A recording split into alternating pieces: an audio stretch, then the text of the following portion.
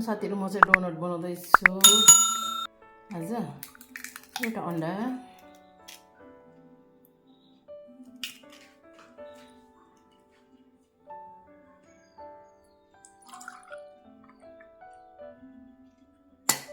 Cup दुध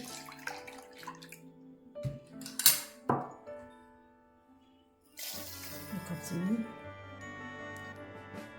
मजाले फेट्नुपर्छ जबसम्म चाहिँ यो चाहिँ चिनी मेल्ट हुँदैन तबसम्म चाहिँ यसलाई गरेर फेटेर चाहिँ यसलाई राख्नुपर्ने हुन्छ आधा कप पानी 2 चम्मच चिनी हाल्यौँ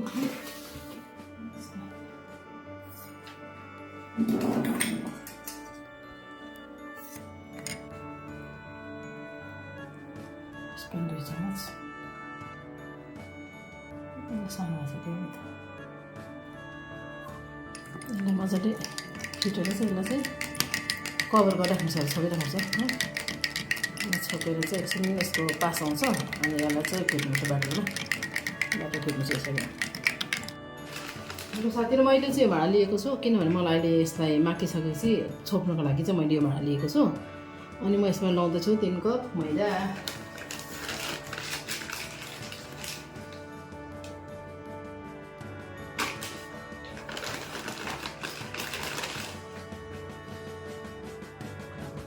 यो घिउ लाउँदैछु घिउलाई चाहिँ मैले अघि मेल्ट गरेर राखेको यसलाई यहाँनिर मैले यो अन्डा दुध र चिनी छ यसलाई म यसमा एड गर्दैछु अनि साथैमा मैले अघि यो राखेको यो मिक्सर पनि छ यसमा छ इस्टहरू यो चाहिँ इस्ट चिनीको यो चाहिँ ब्याटर हो यो पनि हो यसलाई पनि म यसमा एड गर्दैछु अनि अब यसलाई चाहिँ मजाले यसलाई डो माखेर चाहिँ मैले यसलाई 10 मिनट फेरि दल्नु पर्ने हुन्छ म हजुरलाई देखाउँदै गर्नेछु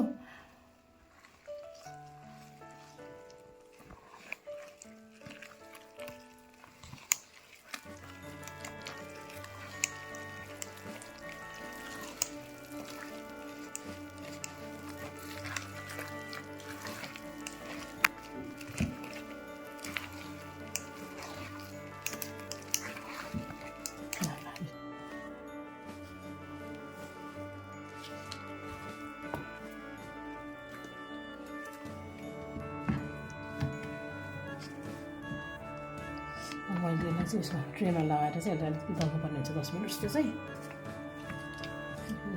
रिफाइन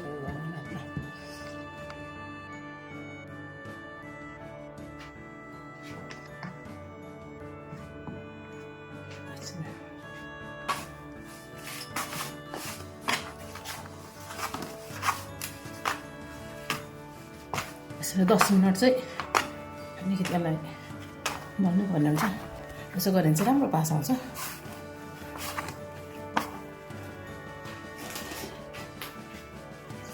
हातमा टाँसिएर के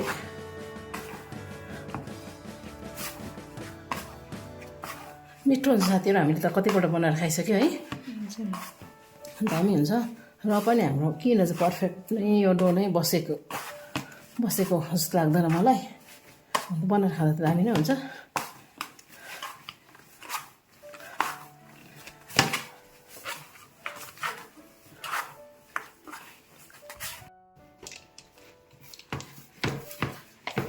यसो मैले तेल दल्छ यसो साथी हो कि नै भाँडामा अब यसलाई म 1 घन्टा चाहिँ म यसलाई यत्तिकै राख्नेछु दल्दै होला है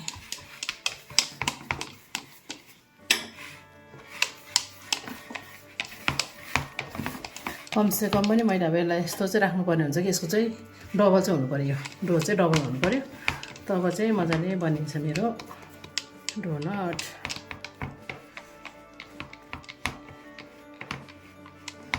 पानी झरीमा अलिकति टाइम पास पनि भयो खाना पनि मिल्यो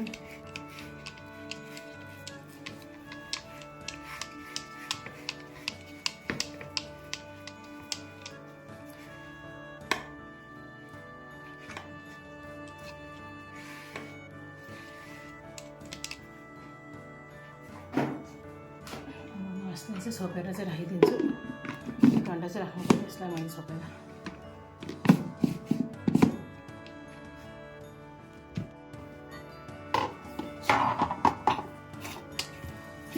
छ है साथीहरू पनि।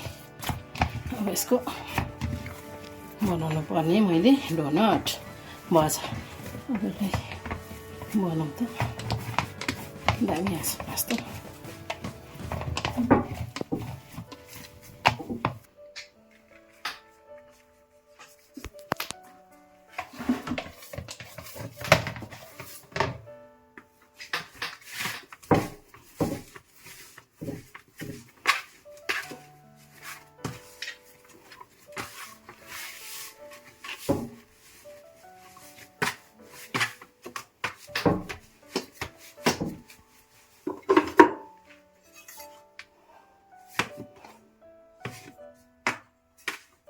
दुई पाली गरेर बनाउँछु म यसलाई।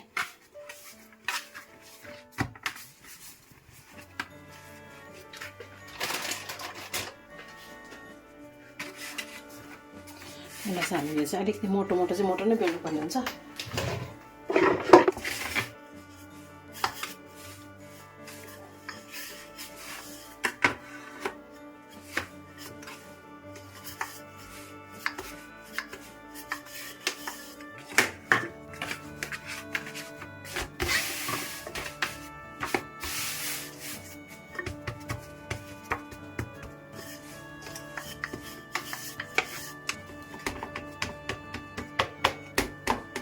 हामी चाहिँ एक साइजको चाहिँ राख्नुपर्ने हुन्छ यसलाई।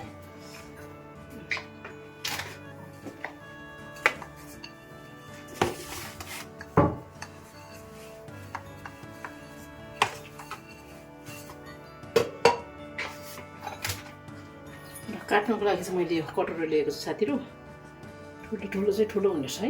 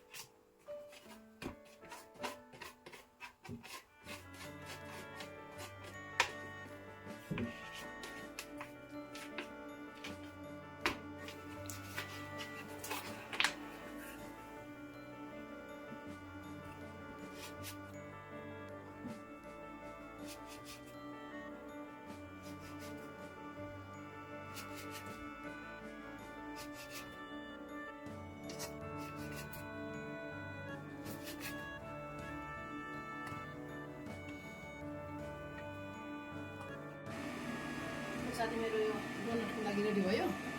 अनि अब म यसलाई फ्राई गर्नेछु। अब फ्राई गरेर देखाउँछु हजुरहरूलाई।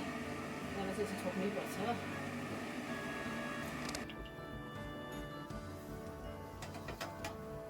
साथीहरू मैले चाहिँ अब यसलाई तल्न स्टार्ट गरेँ। अन्त यसलाई हामीले तल्दा चाहिँ ज्यादा खराउनु चाहिँ भएन। त्यो चाहिँ त्यसलाई चाहिँ लिमिटेड खरायो चाहिँ राम्रो हुन्छ। यसको राम्रो बस्छ भनौँ।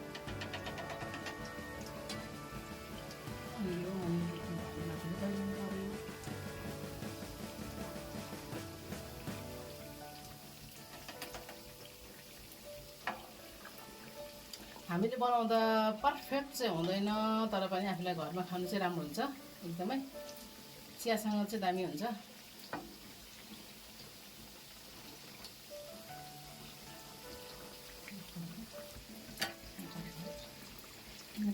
कालो खाँदैन त यो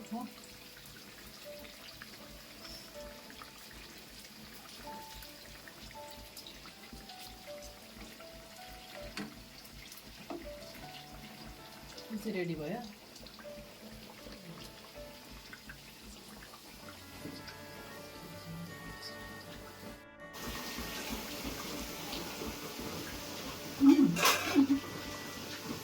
सफ्ट भइदिनु राम्रो छ। खायो खाएँ मैले। कस्तो भयो? दामी भएको छ, दामी। Yummy yummy.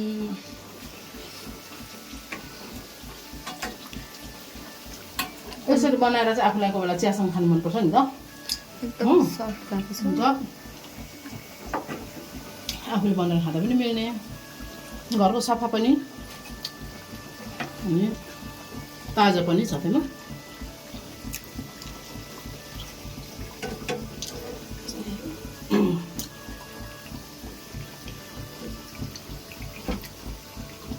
है साथीहरु मेरो डोनट चाहिँ रेडी भयो है अनि मैले चाहिँ अस्तिदेखि बनाउने विचार गरेको अस्ति नै पनि बनाएर खाएको थिएँ हामीले मिठो भएको थियो दामी भएको थियो अनि आज चाहिँ मैले फेरि बनाएको छु यसो चियाहरूसँग खाने साथैमा मेरो तल नन्दलाई पर भतिजोलाई अस्ति भतिजोले बिचारा पास्ता हामीलाई खुवाएको छ नन्दकोबाट हामीले पिज्जा खाएको छौँ त्यही भएर आज म उनीहरूलाई चाहिँ यो डोनट पठाइदिँदैछु सबैजनालाई दुईवटा धेरै त होइन दुई पिस चाहिँ सबैजनालाई पठाइदिने हो अनि मैले चाहिँ यो सुगरलाई ग्राइन्डरमा ग्राइन्ड गरेको हो अनि यो लगाएर चाहिँ अब हल्का त्यति होइन मैले त यो डोनट चाहिँ त्यस्तो गुल्लो चाहिँ बनाएको छैन ठिक्कैको चाहिँ चियासँग हामीलाई चिनीको चियासँग ठिक्कै हुन्छ एकदमै मिठो हजुरहरूलाई कस्तो लाग्छ यसो लाइक कमेन्ट सेयर गरिदिनु होला है